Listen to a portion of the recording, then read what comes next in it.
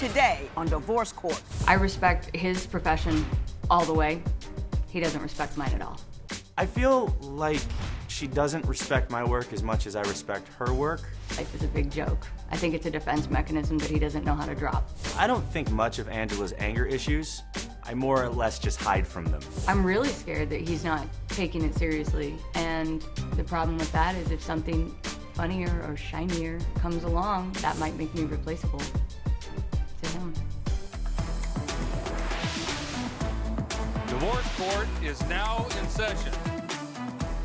Good day, ladies and gentlemen. I'm here with Angela Wilder and Andrew Ouellete. The two of you have been together for a year. You're here on or before your vows. So I gave you my compatibility test. You gave me your license with permission to tear it up should I think that your union is ill-advised. But before we get to any of that, Ms. Wilder, I'm going to start with you. I understand that you love him, but why are you concerned about marrying him? He's a comedian. Uh-huh. And Used to be. Used to be. Used to be a comedian. You'll see. But I mean, that's why I love him. He uses humor in some of the most brilliant ways, but there comes a time when sometimes you have to be serious. Mm-hmm. And he's not willing to be serious when it's necessary, and I feel like that leaves me feeling like I'm more invested than he is. And, you know, like, for example, like I'll say, just recently I said, I love you. He said, that's okay. Love's a headache, but you can take a pill for that. Which is adorable. Except he's basically saying that my love is something he'd like to just take a pill and make go away. I said it was viral. It's a viral infection. It's a viral infection. Yeah. You can't get rid of it with a pill once you get it. But she enjoys it. Yeah. It was a joke. It was. But a terribly good one, but it was a joke. I was also drinking at the time. Yeah, uh-huh. What do you know? So it's just, it's the constant that becomes the issue. You know, like when we were looking at rings and he said, honey, do you really want little African children to die in mines so that you can express your love? That's not a joke. That's a thing that happens. But you weren't serious. You said it with a smile. That's not actually, and I told you I just wanted a cubic zirconia. I just want the symbol. The smile was a cringe. Mr. Ouellete, are you ever serious with it? Because women are serious about their relationships. I mean, you know, they build their lives and their future on that. On I'm going to get that guy. Right. Are you serious with her when you need to be? Yeah. Sometimes you have to, and yes, the answer is yes. I have to sometimes, otherwise she would not be with me at all. That sounds like a bad answer. I mean, I try not to be serious because I'm going to be dead someday. That's the thing. You know, there are a lot of things that aren't funny that are still enjoyable. Do you know what I mean? Making love. You don't have to. That too. Yeah.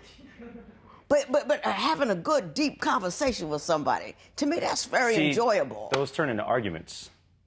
So if we have like a deep philosophical conversation, I'm doing something wrong at some point. I have the wrong opinion. Mm-hmm. It turns into a whole thing where she blows up. She's got a temper. She's redheaded. She explodes. He thinks I'm angry when I'm being matter of fact. Yes. Well, it's also the throwing things. She speaks in objects sometimes. She speaks in objects. Do you throw stuff? I mean, are you that person? It's happened. It's not common. When I'm take it very seriously, by the way. I find that hard to believe. That was very good. That's the first good joke you did. I appreciate it. It's hard to believe that you're being matter of fact when that statement is followed by a thrown object. Well, so you may be thinking you're matter of fact when you're not. Two separate things. When I'm being matter of fact, that's one thing, and he will accuse me of being angry when I'm not. The throwing things, that typically happens when I find boobs on his phone that are not from the internet. They're from a person that we both know. They're in the phone. I thought I was going nuts. And I didn't ask for them. But you didn't delete them. They were Maybe nice. delete them. I know they were nice. There are plenty of nice boobs. Now that stuff ain't funny. Because she wants to be able to trust you. She wants to combine her life with you. She wants to know that there are certain things that you won't do that will hurt her. And that's telling her there aren't any such things. Okay, so I can tell you one thing I wouldn't do that would hurt her. When she hacked into my phone, she happened to see a Tinder account. Everybody has one. I don't go on Tinder dates. That's not a thing I do. I'm there for the material because that is a human waste bucket. That's what that is. And it is an interesting place to write. Anyway, she went on a date from Tinder after she got mad that I had not a the date. Yes, you did. No. Dinner, drinks, No. coming home drunk. I was not drunk. What happened after? Having 2 beers All is right, not all right. drunk. Hey, y'all can have that argument at home. Don't beat me up with it. When a guy gives her a gift and it's better than my gift and she's going out on multiple dates, I wouldn't do that. If a guy's that gift happen? is better than That yours, you happened- should step up your game. Stop. Now listen, I don't know what She's mad that I won't get her a diamond. That you hear? That's what that is. I'm ready to burn up your marriage certificate right now. This is not going well at all.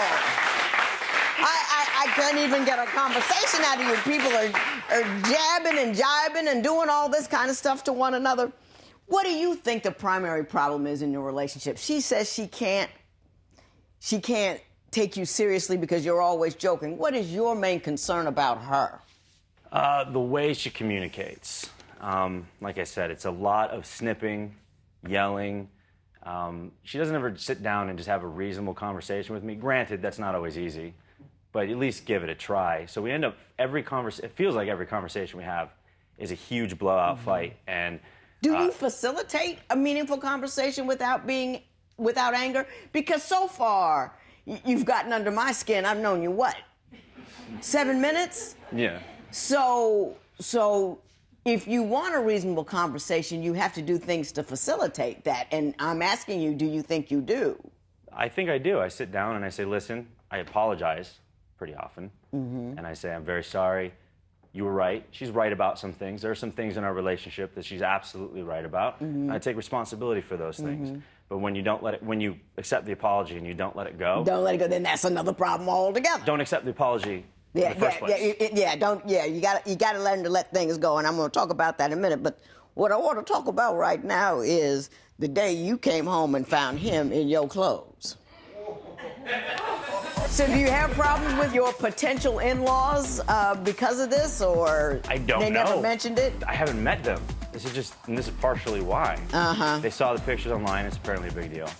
But here's the other thing. She makes pornography.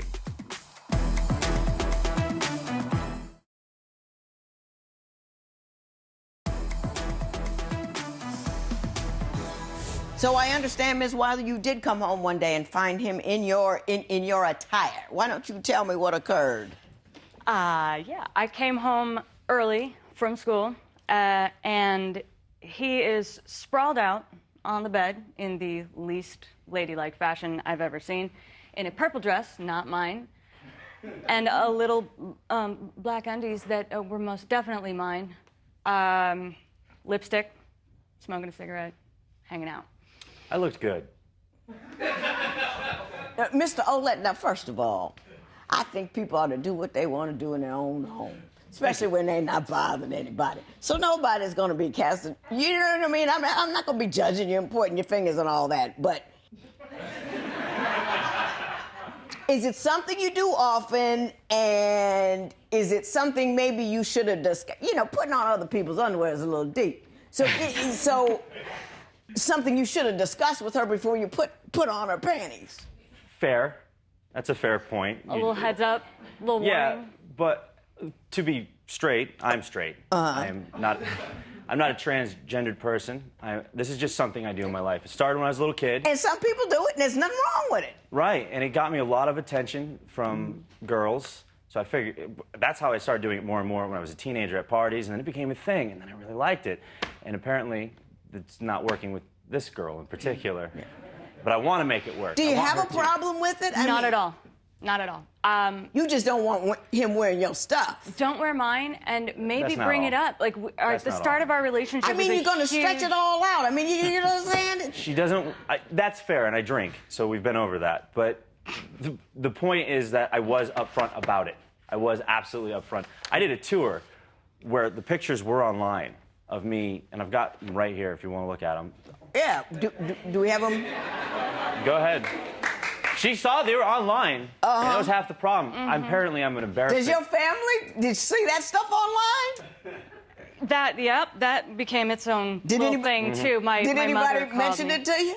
Oh yeah. My parents are Pentecostal, Oh, really? and my mom found that one and several others, and these ones as well. If you'd like to. Yeah, so they're more on the conservative side of things. Very the Pentecostal conservative. churches. I'm now that's the purple dress. I would never own that purple dress. But yeah, no, my parents have been praying for my. Well, this is not soul. bad. I like that look. The purple dress. Now you gotta. No. That's not for you. But I think the black skirt and the tank top is definitely you. See, I think that works. Put a little jacket on, right? Yeah. Some stilettos, you'd be working it. Necklace. Yeah. See? Judge agrees with me. So do you have problems with with your potential in-laws because of this, or I don't they know. never mentioned it? I haven't met them. This is partially why. They saw the pictures online. It's apparently a big deal. But here's the other thing. She makes pornography. So she should not be a hypocrite and worry about what I'm doing.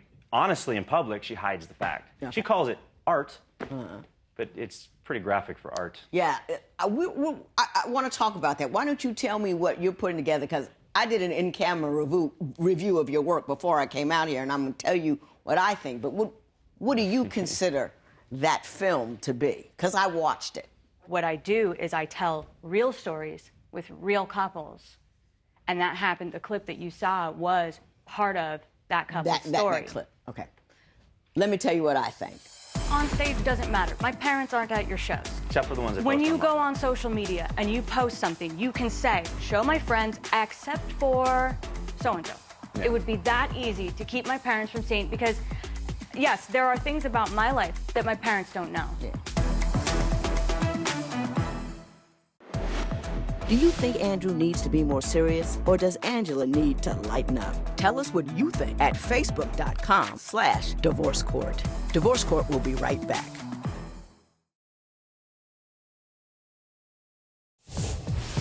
If you would like your case to be heard on Divorce Court, call us toll-free at 1-877-311-2222 or log on to our website at divorcecourt.com. Follow us on Facebook, Twitter, and Instagram at Divorce Court. They wouldn't put that on HBO because there isn't enough sex in it. It was artistic. It was well shot. It was beautiful. The words were lovely. And there was so little eroticism in it. She didn't send you the right one, then. You censored something. There was so little eroticism. I have seen some things. A little bit of eroticism isn't a bad thing, and it's not pornographic. And I thought it was beautiful. I thought it was well done, and I thought she did a good job. I don't have a problem with her making porn, by the way. If she did It's it, not porn. But say she did. Let's say she has some other things. Okay, let's hypothetically. Hypothetically, she can be Larry Flint. Flint? The Flint. pornographer. Yeah. Flint. That guy.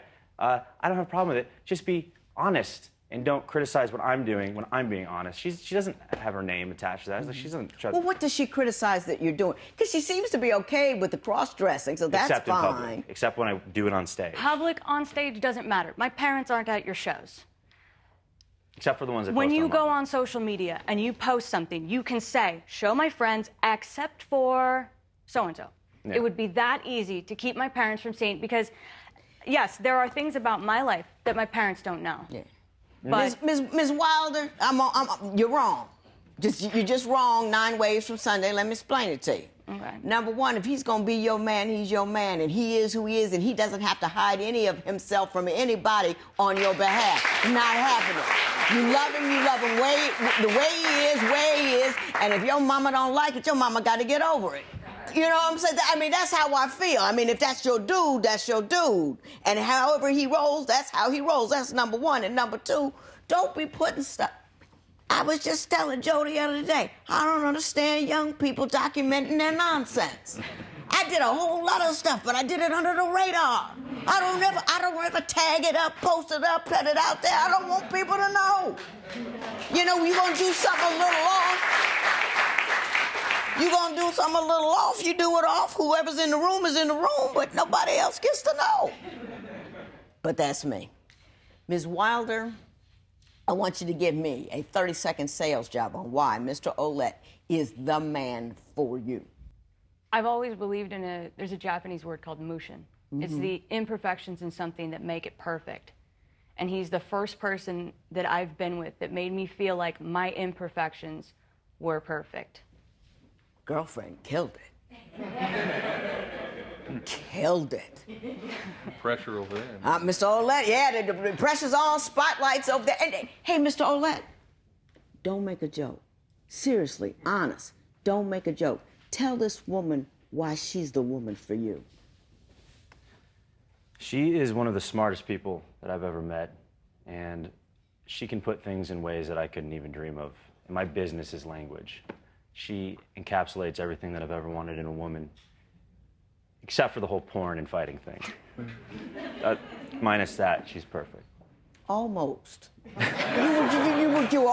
right there. I mean, you were right in the sweet spot, and you just did the little bit of silly in you just popped up out of nowhere, made an appearance, and jacked it all up. I don't know any Japanese words. I can't compete with that. No, you can't, but you were doing great. You were doing and that's what she wants from you. That's what she wants from you. If there was one thing you could get me, I know what it is. If there's one thing I could change about him, it'd be all the joking, right? You would want to be able to have a serious, calm conversation with you about important, meaningful things, correct? Yeah. That's the one thing you want. What would be the one thing that you would want from her that would make this relationship, take it to the next level? More jokes, probably. I want her to take things less serious. She didn't get involved with like a dramatic actor. I can't act. I can't remember. So lighten up a little bit is what you're saying. Loosen up, lighten up. Yeah. How can Angela and Andrew make their relationship stronger? Share your opinion on Twitter and Instagram at Divorce Court. Divorce Court will be right back.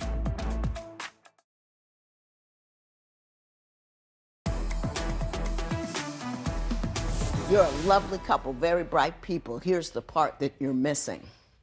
There is beauty in your differences, and one doesn't have to adopt the other's point of view or way of thinking in order for you to be together well. What you do, however, have to do is every once in a while carve out a piece of time or something that you do to satisfy the other person's needs. That doesn't mean you're denying who you are. What you're doing is acknowledging what the other person needs. You know, she's got this to bring to the table, you got that to bring to the table. She doesn't have to be more funny, you don't have to be more like her. You can wear your, panties and a bra. It's all fine. It's all good, but every once in a while, you have to feed the marriage. And in feeding the marriage, that means stepping away from what you want and satisfying what he needs, stepping away from how you do business and satisfying what she needs. It doesn't take much and you don't have to do it often, but if you do it on the regular, that person feels fulfilled and important to you because you've made that reach. You know what I mean? And I think if you two can do that, you guys would be a really great couple, and you would have some fascinating children. I think it would just be trippy. I'm not gonna give you the marriage license. I'm not gonna tear it up either. I'm just gonna slide it back in my book because I think you guys have some work to do. But once you do the work, I think you'll work out well. Good luck to both of you. This matter is adjourned.